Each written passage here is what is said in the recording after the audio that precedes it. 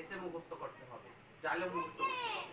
এটা হচ্ছে আমাদের বাংলাদেশের শিক্ষা পদ্ধতি। কিন্তু আমি আরো কয়েকটা দেশের টিচারদের সাথে একটা কানেকশন আছে, যেহেতু আমরা অনেকে ডিফারেন্ট সার্টিফাইড টিচার, ওদের সাথে একটা কানেকশন আছে, একসাথে বিভিন্ন দেশ থেকে আমরা জয়েন করেছিলাম, ওনাদের সাথে একটা কানেকশন আছে এবং তাদের শিক্ষা পদ্ধতিগুলো আমি জানার চেষ্টা করি। ওই দেশের স্টুডেন্টসরা কিভাবে শেখে এবং আমরা কিভাবে শিখি, এটা বিশাল আকাশতল পার্থক্য।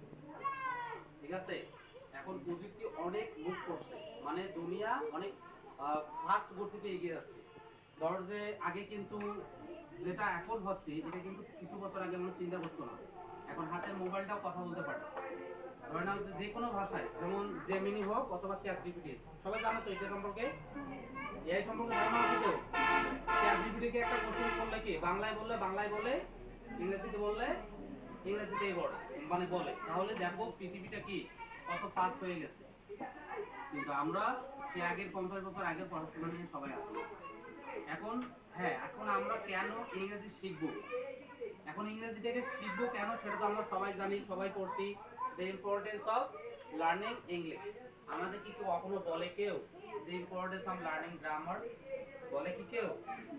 আমাকে বলে ইম্পর্টেন্স অফ লার্নিং ইংলিশ, মানে ইংলিশের 4টা যে মডিউলস আছে, 4টা যে কম্পোনেন্টস আছে, রিডিং, রাইটিং, লিসেনিং, স্পিকিং, এগুলা, যে আমি ইংরেজি ভাষায় কথা বলতে পারি কিনা, ইংরেজি শুনে বুঝি কিনা, আবার ইংরেজি আমি নিজের মতো পড়ে বুঝি কিনা, আবার লিখতে পারি কিনা। সায়েন্সের স্টুডেন্টস কে কে আছে এখানে, কয়জন? আবার